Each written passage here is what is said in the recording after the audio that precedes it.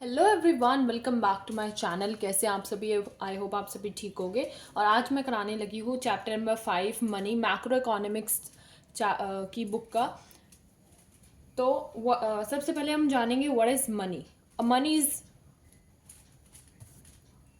Is something. तो सबसे पहले हम जानेंगे what is money.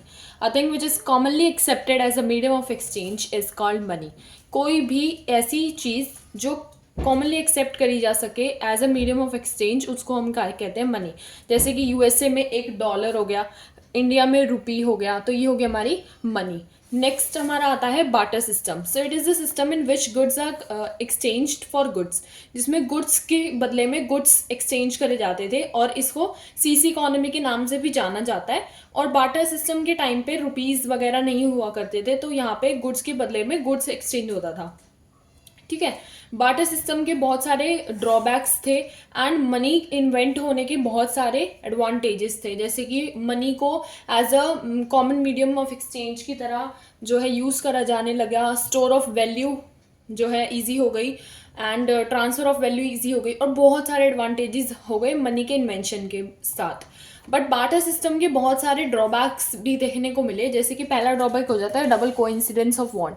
Double coincidence of wants में क्या होता था कि अगर किसी इंडिविजुअल को कोई चीज़ एक्सचेंज करनी है किसी भी अदर पर्सन से, तो उसको वही सेम पर्सन को ढूंढना पड़ेगा जिसको उसी चीज़ की नीड हो, और उसको वही चीज़ जो है जिस चीज़ की आपको नीड है उसको वही जो है सेल करनी हो। सो डबल का कोइंसिडेंस ऑफ वांट्स रहता था, and it implies that two individuals are in possession of such goods which they are willing to exchange for the satisfaction of their wants. अपनी सेटिस्फैक्शन के लिए जो वो विलिंग हो exchange करने में, वो ऐसे लोगों को जो है ढूंढना पड़ता था। अब मान लो एक गोल्ड स्मिथ है, उसको गोल्ड की ज्वेलरी जो है वो बेच सकता है, उसके पास है, और वीट की उसे नीड है, तो उसे एक ऐसे ही बंदे को ढूंढना पड़ेगा जिसको जो है वीट की पोजीशन हो और गोल्ड ज्वेलरी उसको खरीदनी हो, तो उसको एक ऐसे बंदे को खरीदना पड़ेगा।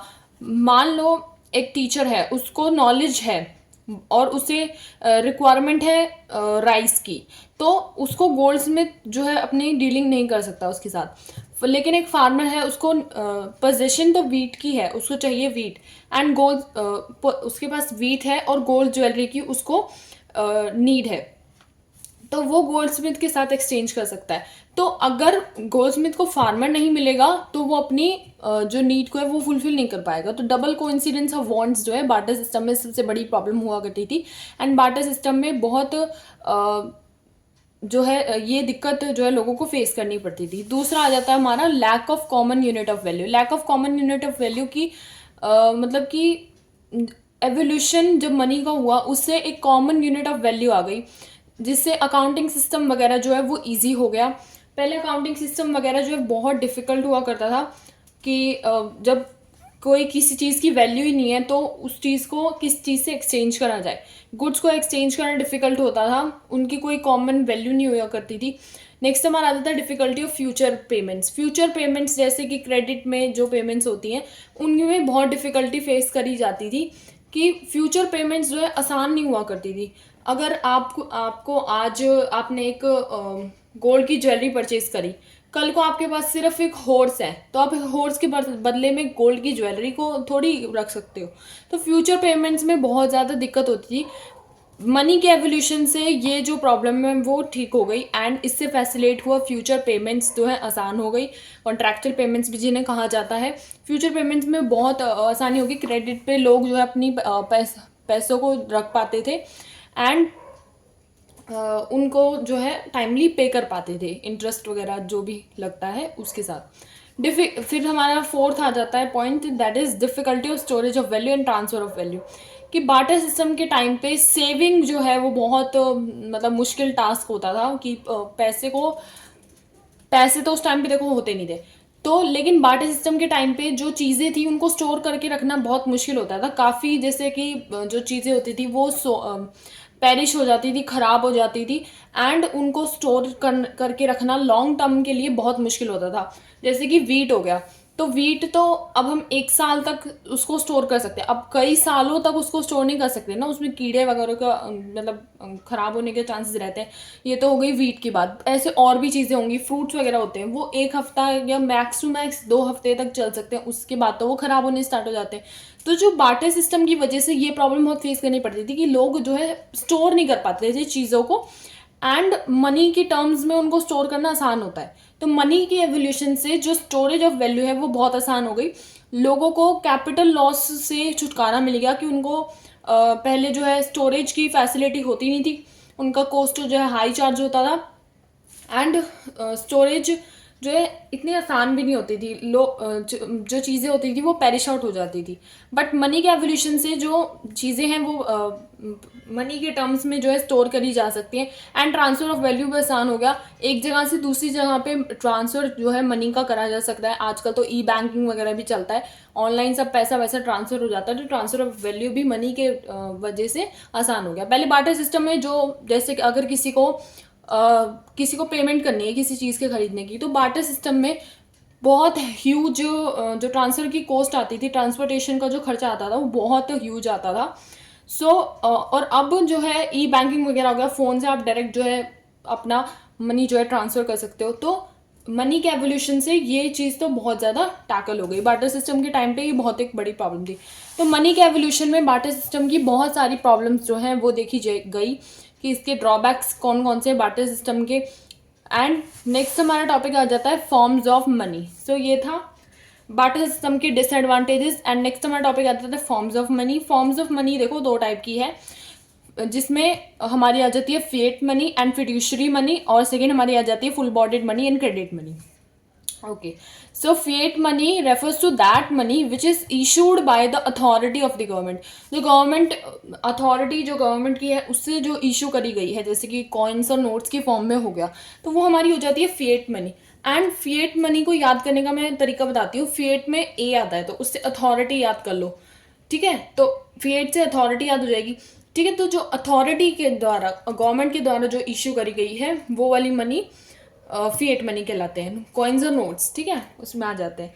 फिर हमारी आ जाती है फिड्यूशरी मनी। फिड्यूशरी मनी किसको कहते हैं? Fiduciary money refers to that money which is accepted as a medium of exchange because of the trust between the payer and the payee. Payer और पेई के बीच में जो है ट्रस्ट जो buildup होता है, उसके बेसिस पे जो मीडियम ऑफ एक्सचेंज में जो है एक्सेप्ट करी जाती है उसको बोलते हैं हम फिड्यूशरी मनी। इसको चेक, इसका एक एग्जाम्पल होता है फिड्यूशरी मनी का। हाँ, जो चेक के बेसिस पे, जैसे हम चेक जो है साइन करके देते हैं दूसरे बंदे को जिसको हमें पेमेंट करनी होती है, एंड फिर वो अपने बैंक में जाके जो से करवाता है ताकि वो पैसे उससे ले सके। तो this is the trust between the payer and the payee. Pair जो दे रहा है एंड पेई जिसने लिया है चेक, ठीक है। तो वो हो जाता है हमारा fiduciary money, cheque. Fiat money हमारी होगी notes and coins, and fiduciary money होगी हमारी चेक, ठीक है। फिर सेकेंड वन हमारी आ जाती है form of money, that is the full bodied money. So full bodied money मतलब money value equals to commodity value. So ये मैं बताऊंगी money value equals to commodity value क्या मतलब। It refers to the money in terms of coins. तो money तो in terms of coins whose commodity value is equals to the money value as when these are issued. जैसे कि silver coins कि उनकी जितनी money की value है ना, अगर हम उनके सिल्वर कॉइन्स को बेचेंगे तो उनकी जो मनी की वैल्यू होगी वही कमोडिटी की वैल्यू के इक्वल होगी। कि जैसे हमने सिल्वर कॉइन को अगर हम बेचें तो उससे जो हमें पैसा मिलेगा वो उसकी कमोडिटी जिसको हम खरीदना चाहते हैं उसके इक्वल होएगा, जिस चीज़ को परचेज करना चाहते हैं उससे इक्वल होएगा। तो इसलिए इसमें आ जाता है सिल्वर कॉइन्स, जिसमें money value equals to commodity value होता है। मनी वैल्यू आप कह सकते हो एक्सटेंट, फेस वैल्यू को भी बोल सकते हो, मनी वैल्यू हो जाता है। एक्सटेंसिव वैल्यू भी होता है, मनी वैल्यू को ही बोला जाता है। कमोडिटी वैल्यू को जो है इंट्रिंसिक वैल्यू बोला जाता है, इंट्रिंसिव, ठीक है। ये क्रेडिट मनी में मैंने लिख रखा है, यही सेम चीज नीचे। And credit money, what is credit money? So it refers to that money of which money value is more than the commodity value. जहाँ पे मनी की जो वैल्यू है वो कमोडिटी की वैल्यू से ज़्यादा है। मतलब अगर हम कॉइन को बेचें, ठीक है, आजकल के जो कॉइन्स होते हैं इसमें वो आ जाते हैं एग्जाम्पल, एक सेकेंड, गोल्ड के कॉइन्स इसमें आ जाते हैं कि अगर हम कॉइन को बेचें तो उसके जो मनी की जो वैल्यू होगी वो ज़्यादा होगी कमोडिटी की वैल्यू से, राइट। मनी वैल्यू को एक्सट्रिंसिक वैल्यू बोला जाता है, कमोडिटी वैल्यू को इंट्रिंसिक वैल्यू भी बोला जाता है, ठीक है। फिर हमारा नेक्स्ट आ जाता है topic functions of money. So there are two types of basically functions of money. First one is your primary function and second one is your secondary function. First तो फंक्शन यही हो जाता है प्राइमरी फंक्शन में medium of exchange. Money के evolution से जो है बहुत कन्वीनियंट हो गया पैसों को ट्रांसफ़र करना, मतलब आसानी से हम जो है सेल कर सकते हैं चीज़ों को, आसानी से परचेज़ कर सकते हैं चीज़ों को, बहुत आसान हो गया। सेल और परचेज़ का जो एक्ट होता है वो भी अलग अलग हो गया। एक ही टाइम पे हम सेल भी कर सकते हैं चीज़ों को, एक ही टाइम पे हम परचेज़ भी कर सकते हैं चीज़ों को। अगर हम किसी गुड़ को सेल ना भी करें तो भी हम दूसरी गुड़ को जो है परचेज़ कर पाएंगे with the help of money. So money act as a medium of exchange. तो this one is the first function, that is your primary function, that is your medium of exchange. Second हमारा आ जाता है measure of value और unit of value. पहले जो है हर territory wise जो है मनी की जो वैल्यू होती थी वो डिफरेंट होती थी, कि कुछ एरियाज़ में जो है डिफरेंट वैल्यू चल रही है एंड कुछ एरियाज़ में डिफरेंट वैल्यू चल रही है। With the evolution of money unit और ये जो हमारा मेजर ऑफ वैल्यू होता है वो एक ही हो गया, और मतलब जो मनी जो था वो सर्व करने लगा as a unit of account, ठीक है। फिर नेक्स्ट हमारा आ जाता है सेकेंडरी फंक्शन। सेकेंडरी फंक्शन में हमारा फर्स्ट फंक्शन आ जाता है standard of deferred payments. Standard of deferred payments मतलब डेफर्ड पेमेंट्स वो पेमेंट्स होती हैं जो समटाइम जो फ्यूचर में करी जाएं, ठीक है। डेफर्ड पेमेंट्स मतलब एक तरीके से क्रेडिट पेमेंट्स, राइट, जो फ्यूचर में हम कर सकें, ठीक है। तो मनी से डेफर्ड पेमेंट्स जो है बहुत आसान हो गई। पहले से हम आसानी से जो है मनी को बोरो कर सकते थे, आसानी से उसका प्रिंसिपल अमाउंट जो होता है उसको पे कर सकते थे उसका इंटरेस्ट के साथ। एंड इट्स जो ये जो प्रोसेस होता था वो बहुत ही आसान हो गया डेफर्ड पेमेंट्स का। मनी जो है कन्वीनियंट मोड बन गया पेमेंट के लिए, और डिफ़िकल्ट जो है payments in terms of goods में और सर्विसेज में जो है बहुत डिफ़िकल्ट होती थी बार्टर सिस्टम के टाइम पे। तो डेफर्ड मनी के एवोल्यूशन से डेफर्ड पेमेंट्स का जो स्टैंडर्ड है वो बहुत ज़्यादा आसान हो गया। नेक्स्ट हमारा आ जाता है स्टोर ऑफ वैल्यू।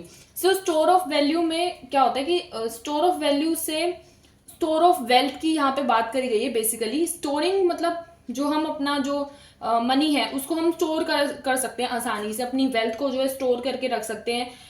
एफडी वगैरह करवा सकते हैं, आजकल तो बहुत कन्वीनियंटली हो जाती है एफडी वगैरह, बैंक्स में एफडी वगैरह करवा के रख सकते हैं। और कन्वीनियंट जो ये चीज़ें जो है कन्वीनियंट नहीं हुआ करती थी बार्टर सिस्टम के टाइम पे। जो चीज़ें स्टोर करना बहुत मुश्किल होता था कि गुड्स जो हैं वो वेयर आउट हो जाते थे, पेरिश हो जाते थे, और गुड्स जल्दी खराब होते हैं rather than the money, right. Money को तो हम कितने सालों तक भी स्टोर करके रख सकते हैं। देन हमारा नेक्स्ट आ जाता है transfer of value. So money ने सर्व करा as the convenient mode of transfer of value, कि जिससे मनी जो है कन्वीनियंटली ट्रांसफ़र करी जा सकती है। आजकल तो ई ट्रांसफ़र भी होते हैं किसी भी पार्ट ऑफ मतलब आज हम इंडिया से यूएसए में भी ट्रांसफ़र कर सकते हैं, कहीं पे भी किसी भी पार्ट ऑफ द वर्ल्ड में हम ट्रांसफ़र कर सकते हैं पैसा। बहुत आसान हो गया ट्रांसफ़र ऑफ वैल्यू तो।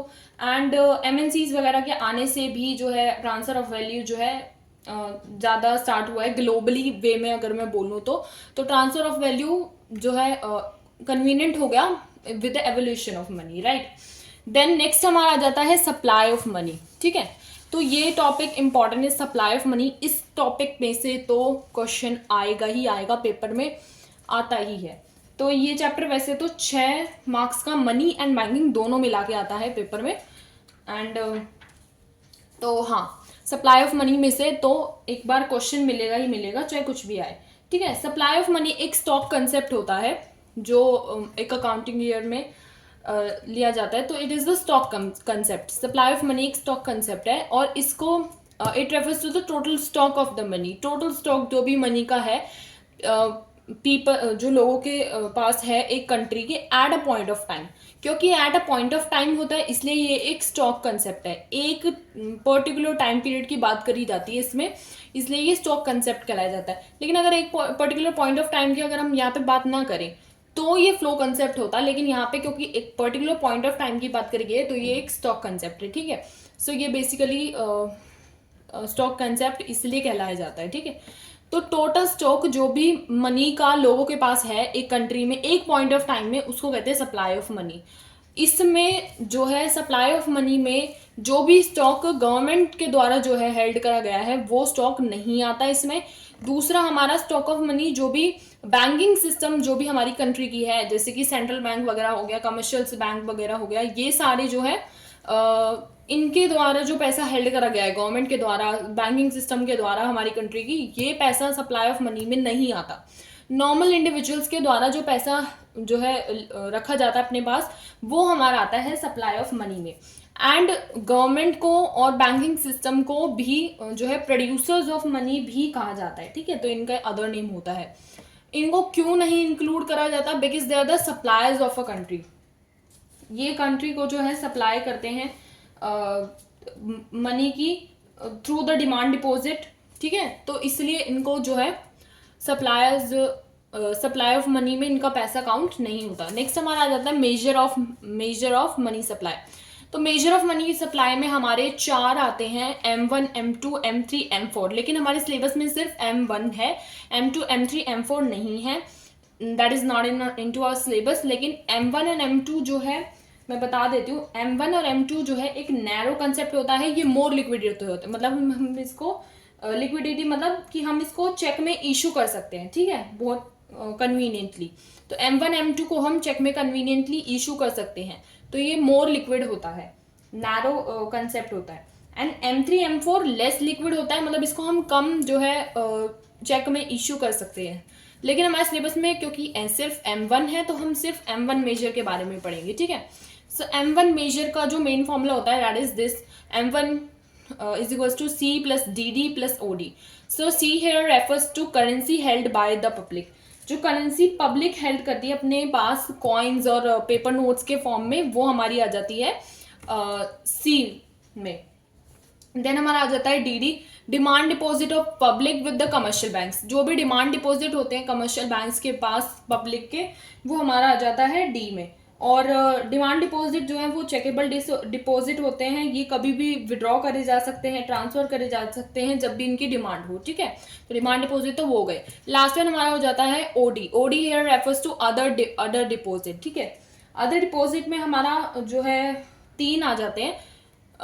एंड फर्स्ट वन उसमें हमारा आता है डिमांड डिपॉजिट जो आरबीआई के द्वारा हेल्ड करी जाए पब्लिक फाइनेंशियल इंस्टीट्यूशंस की, जैसे कि नबार्ड हो गया एंड हाँ जी नबार्ड हो गया हमारा, ठीक है। नबार्ड के बारे में आप जो है रेफरेंस से पढ़ोगे, जब मैं रूरल डेवलपमेंट वाला चैप्टर पढ़ाऊंगी तो नबार्ड के बारे में वहाँ पे एक्सप्लेनेशन गिवन है कि नबार्ड एक्चुअली में है क्या, ठीक है। तो अदर डिपॉजिट में हमारा फाइनेंशियल इंस्टीट्यूशंस के द्वारा जो भी मनी हेल्ड होती है वो आ जाती है हमारी अदर डिपॉजिट में। सेकंड वन हमारा अदर डिपॉजिट में कौन सा आ जाता है? डिमांड डिपॉजिट, जो भी आरबीआई के द्वारा हेल्ड करी गई है फॉरेन सेंट्रल बैंक्स में और फॉरेन गवर्नमेंट्स के द्वारा, तो वो आ जाती है हमारी अदर डिपॉजिट में।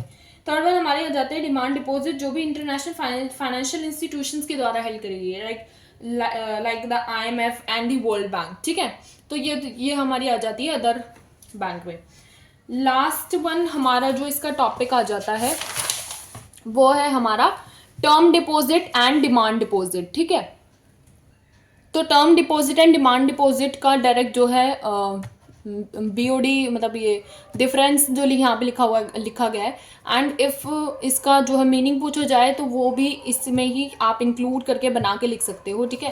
तो पहले तो हमारा जाता है टर्म डिपॉजिट। टर्म डिपॉजिट क्या होता है? दीज आर दोज डिपॉजिट जो एक स्पेसिफिक पीरियड ऑफ टाइम के लिए होते हैं। अगर आपने एक बार इनको करा दिया तो एक टाइम पीरियड जब खत्म होएगा जब भी आप इनको जो है विड्रॉ कर सकते हो या चेक पे इश्यू कर सकते हो, ठीक है। तो टर्म डिपॉजिट में हमारा एग्जांपल आ जाता है FD, ठीक है। डिमांड डिपॉजिट वो डिपॉजिट होते हैं जो कि कोई भी एक स्पेसिफिक पीरियड ऑफ टाइम के लिए नहीं होते, इनको हम कभी भी विड्रॉ कर सकते हैं एंड ये चेकेबल होते हैं, इनको हम चेक पे भी इशू कर सकते हैं। बल्कि टर्म डिपॉजिट ये विड्रॉ नहीं करे जा सकते और नॉट चेकेबल होते हैं, हम इनको चेक पे इशू नहीं कर सकते, ठीक है। तो ये तो हो जाएगा हमारा टाइम पीरियड, एंड विड्रॉ कर सकते हैं, नेचर ऑफ डिपॉजिट हो जाएगा। तो आप ऐसे डिफरेंस करके अगर पूछा जाए तो भी आप इसको ऐसे करके कर सकते हो। तो इसी के साथ हमारा ख़त्म हो जाता है मनी वाला टॉपिक, मनी वाला चैप्टर हमारा। आई होप आप लोगों को ये समझ में आएगा, बिल्कुल शॉर्टकट में समझाया है वन शॉट वीडियो में। And don't forget to like share and subscribe to my YouTube channel. I hope आपको मैक्रो इकोनॉमिक्स भी इसी तरह से समझ में आए जैसे अकाउंट्स आ रही है। and don't forget to like, share and subscribe to my YouTube channel. Don't forget to hit the bell icon for getting the further notification. Bye bye.